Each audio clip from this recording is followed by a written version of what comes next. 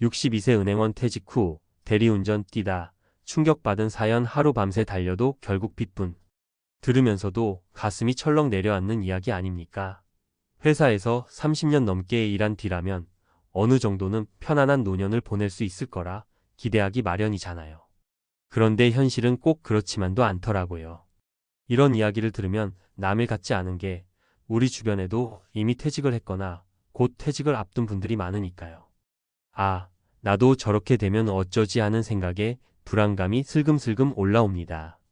오늘은 그 62세 은행원분 이야기를 시작으로 은퇴 후 삶에서 흔히 겪는 어려움과 그걸 극복하려면 어떤 준비가 필요한지 얘기해 보려 해요. 제가 아는 지인, 친척, 그리고 인터넷에서 들은 사례까지 몇 가지 묶어서 구어체로 풀어볼 테니 편하게 들어주세요. 이미 퇴직을 하셨든 아직이든 공감도 하고 미리 대비도 해보실 수 있을 거예요. 자, 먼저 은행원이셨던 김종수 가명 씨 이야기입니다. 김 씨는 62세에 퇴직했으니 꽤 오랜 시간 직장 생활을 해오신 거죠. 그래도 은행이면 나름 안정적인 직장 아니냐고요? 맞아요. 흔히 철밥통이라고들 하니까요. 그런데 철밥통이라고 다 같은 건 아닌가 봐요. 김 씨 본인 말로는 직장에 있을 때는 당장 매달 나오는 급여가 있으니까 크게 걱정할 게 없었대요. 퇴직금도 꽤 모이긴 했지만 집안일도 있고 자녀 교육비도 만만치 않았다고 합니다. 그렇게 시간 지나 퇴직했는데 막상 새 직업을 구하려고 하니 나이의 벽이 굉장히 높더라는 거예요. 은행원 경력 30년이면 대단한 이력 아니냐고 생각할 수도 있는데 요즘 사회에서는 경력보다 트렌드나 기술이 더 중요해 보이는 거죠. 이곳저곳 이력서를 내봐도 경력이 너무 높아서 부담스럽다거나 젊은 인재를 원한다는 식으로 거절을 당했답니다. 결국 선택한 게 대리운전이었어요. 사람들이 대리운전은 할만하다고 하잖아요. 술 드신 분들 집에 모셔다 드리는 일이고 야간에만 일하면 되니 생활도 자유롭겠다 싶었어요. 김 씨 얘기 들어보니 초반에는 나름 희망이 있었다고 해요. 운전만 잘하면 되니 까다로운 자격 요건도 없고 육체 노동이긴 해도 큰 장비를 드는 게 아니니 괜찮겠다고 생각한 거죠. 문제는 실제로 뛰어들고 나니까 달랐다는 겁니다. 밤 10시쯤부터 새벽 45시까지 일해도 한 달에 얼마가 남지 않더라고요. 게다가 어쩌다 빈 시간이 생기면 대리운전 콜 대기하느라 길거리에 서 있거나 차에서 쪽잠을 자야 했죠. 낮에 쉬고 싶어도 생체 리듬이 무너져서 마음대로 잠도 안 오고요. 게다가 한 달, 두 달 지나면서 몸이 자꾸 안 좋아지는 게 눈에 보였대요. 이러니 병원비까지 나가면서 경제적으로 더 힘들어지는 악순환을 겪었다고 합니다. 무엇보다 충격이었던 건 하루 10시간 넘게 밤새 일해도 생각만큼 돈이 안 된다는 거예요. 게다가 술 취한 손님 상대하다 보면 스트레스도 장난 아니라고 합니다. 가끔은 제대로 된 팁이나 감사 인사조차 받지 못하고 무시당하기도 하니 마음이 상하죠. 김 씨 말로는 이럴 줄 알았다면 진작부터 은퇴 후 대책을 마련했어야 했는 데라며 후회를 많이 한대요. 이게 단지 김 씨만의 이야기는 아닙니다. 다른 사례도 한번 들어볼까요? 두 번째는 60세 초반에 교사로 정년 퇴직하셨던 박영희 가명 씨 얘기입니다. 박 씨는 국립학교에서 나름 안정적으로 근무했고 주변에서는 정년 퇴직하면 편하겠다며 많이들 부러워했대요. 하지만 퇴직 후 몇 달만 편했던 거지 막상 살림을 꾸려나가려니 늘어나는 지출에 깜짝 놀랐다고 합니다.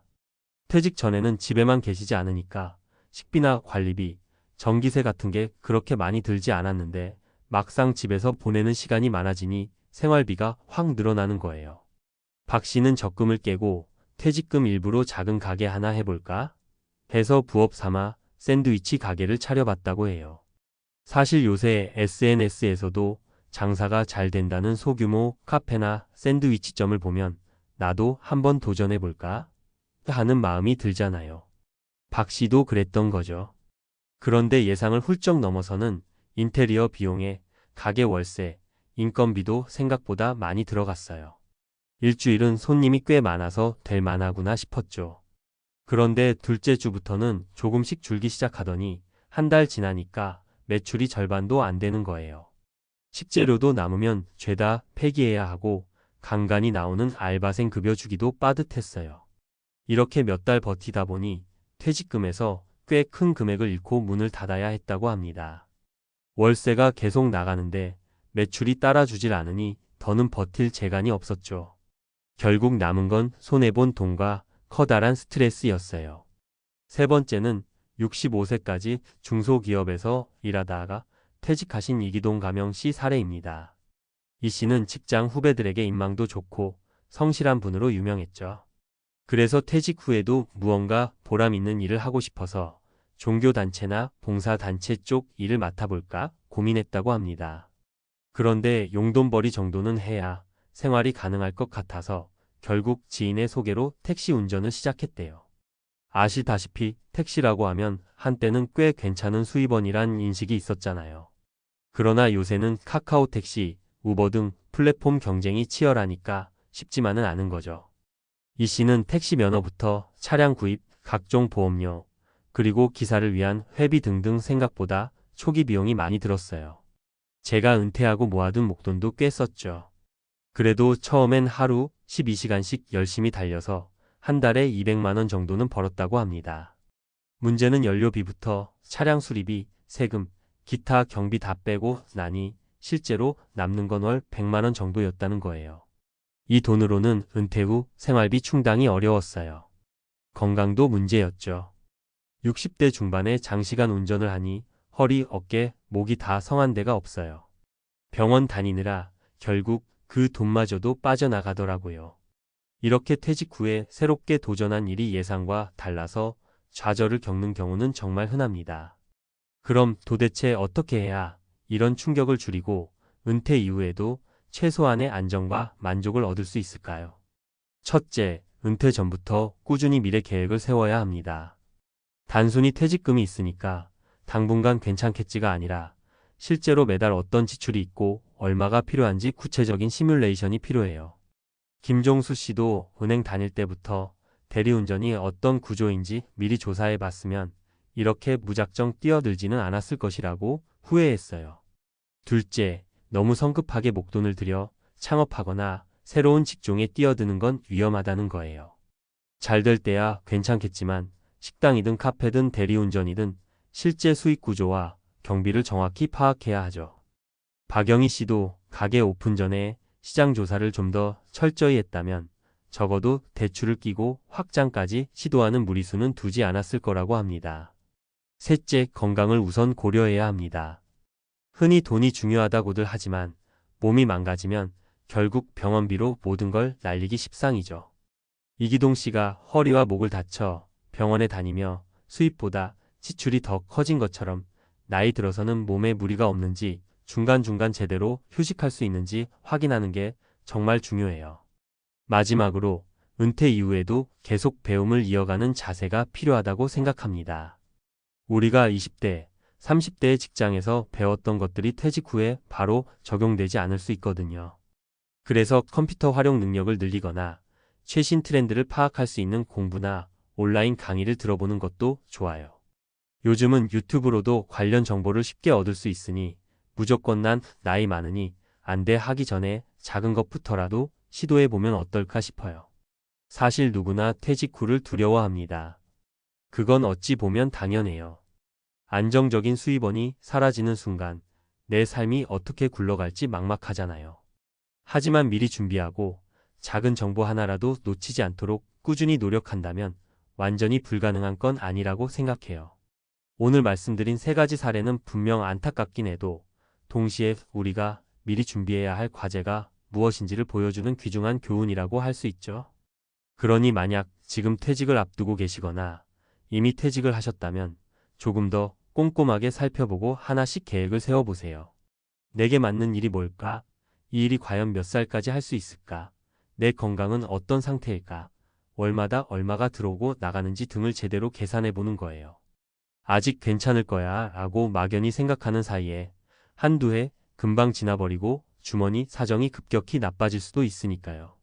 끝으로 김종수 씨 얘기를 다시 꺼내보자면 그분도 지금은 대리운전을 점차 줄이고 낮에 할 수 있는 알바 자리를 알아보면서 공부도 하고 있다고 해요. 나이는 60대가 넘었지만 꼭 밤에 대리운전만 해야 한다는 법은 없잖아요.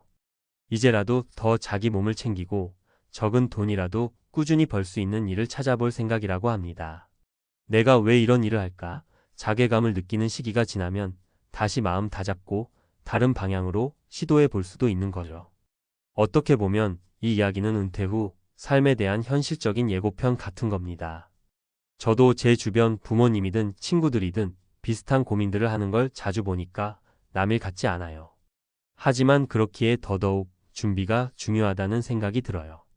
우리 모두 언젠가는 맞이하게 될 은퇴 후 시간을 두려움과 걱정이 아니라 새로운 도전과 기회로 바꿀 수 있는 방법이 분명히 있을 거라고 믿거든요. 부디 이 글을 읽는 분들께도 작은 도움이 되었으면 좋겠습니다. 미리미리 고민하고 준비해서 건강도 지키고 경제적인 안전장치도 마련하면서 은퇴 후에도 나름대로 행복하고 의미 있는 삶을 살아가시길 진심으로 바라요. 그게 결국 우리가 바라는 궁극적인 목표 아니겠습니까? 퇴직 전에 반드시 해야 할 재정 점검. 퇴직이 다가오면 기대보다는 걱정이 먼저 앞선다. 퇴직 후에도 돈 걱정 없이 살 수 있을까? 퇴직금과 연금만으로 충분할까? 라는 고민이 끊이지 않는다. 현실적으로 말하면 퇴직 전에 철저한 재정 점검 없이는 은퇴 후 삶이 예상보다 훨씬 팍팍할 수 있다. 오늘은 퇴직 전에 꼭 점검해야 할 3가지 핵심 사항, 즉 생활비 시뮬레이션, 퇴직금 활용 전략, 연금 활용법을 정리해 보려 한다. 1. 퇴직 후 생활비 시뮬레이션. 내가 한 달에 얼마를 써야 할까? 퇴직 후 가장 먼저 마주하는 현실은 고정적인 월급이 사라진다는 점이다. 그렇다면 매월 얼마가 필요한지부터 정확히 계산해야 한다. 월 생활비 계산하는 방법. 현재 지출 분석. 매달 나가는 고정 지출 주거비, 관리비, 보험료, 통신비 등과 변동 지출 식비, 교통비, 문화생활비 등을 정리한다. 엑셀을 활용하거나 가계부 앱을 이용하면 편리하다. 퇴직 후 추가될 비용 고려. 의료비 건강보험료 상승, 병원비 증가. 여가 및 취미생활 비용 여행, 동호회 등. 자녀 지원 비용 결혼 자금, 손주 교육비 등. 퇴직 후 줄어들 비용 반영. 출퇴근비, 점심값, 업무 관련 비용 감소. 명절 및 경조사비 일부 감소. 이 모든 것을 반영한 예상 생활비 산출. 월 200만 원으로 충분할까? 300만 원이 필요할까? 은퇴 후 최소 2030년을 살아야 하므로 연간 2,400만 3,600만 원이 필요하다면 퇴직 후 총 5억 10억 원이 필요하다는 계산이 나온다. 팁. 퇴직 후에도 최소 1년 이상 가계부를 작성해보자. 예상 생활비보다 1020%는 추가로 준비하는 것이 안전하다. 2. 퇴직금 활용 전략. 퇴직금을 어떻게 관리해야 할까? 퇴직금은 마지막 직장에서 받는 가장 큰 목돈이다. 하지만 무계획적으로 사용하면 금방 소진될 수 있다. 퇴직금 관리 원칙. 목돈을 한꺼번에 쓰지 말 것. 퇴직금은 한순간에 사라질 수 있다. 대출 상환, 창업 투자, 자녀 결혼 자금으로 한꺼번에 사용하면 금방 바닥날 위험이 있다. 분산 투자로 안전한 수익 확보. 5060대 이후에는 안정적인 투자 전략이 중요하다. 퇴직금을 예적금, 채권, 배당주, 연금보험 등으로 나눠야 한다. 세금 혜택을 고려한 운용. 퇴직금은 IRP 개인형 퇴직연금 계좌로 이전하면 세금을 절약할 수 있다. 연금 형태로 수령하면 소득세 부담을 줄일 수 있다. 팁. 전문가 상담을 받아보자. 퇴직금을 한꺼번에 인출하면 세금 부담이 커진다. 매월 일정 금액을 연금 형태로 받는 것이 안정적이다. 3. 연금 활용 전략. 연금만으로 생활이 가능할까? 퇴직 후 가장 안정적인 소득원은 국민연금, 퇴직연금, 개인연금이다. 하지만 연금만으로 충분할까? 연금 최적화 전략. 국민연금 수령 시기 조절. 국민연금은 만 6,065세부터 수령 가능하다. 연기하면 수령액이 증가한다. 예를 들어 5년 늦추면 연금이 약 36% 증가한다. 퇴직연금 IRP 활용. IRP 계좌에 퇴직금을 넣고 55세 이후 연금처럼 받을 수 있다. 연금 개시 후에도 운용이 가능하다. 개인연금 활용. 연금보험, 즉시연금 등을 활용해 안정적인 추가 소득을 마련할 수 있다. 적절한 연금 상품을 선택해 월 10만 200만 원 이상의 연금을 확보해야 한다. 팁. 연금을 미리 시뮬레이션해보고 부족한 부분을 보완하는 전략이 필요하다. 개인연금도 세금 혜택이 크므로 활용하는 것이 좋다. 결론. 퇴직 전 재정 점검이 은퇴 후 삶을 결정한다. 은퇴 후 안정된 삶을 살고 싶다면 퇴직 전에 반드시 재정 점검을 해야 한다. 예상 생활비를 계산하고 퇴직금을 효과적으로 활용하며 연금을 최적화하는 것이 중요하다. 막연히 어떻게든 되겠지라는 생각으로 퇴직을 맞이하면 예상보다 훨씬 큰 경제적 어려움을 겪을 수 있다. 퇴직 전 재정 점검은 선택이 아니라 필수다. 지금부터라도 차근차근 준비하여 은퇴 후에도 경제적 자유와 여유를 누릴 수 있도록 하자.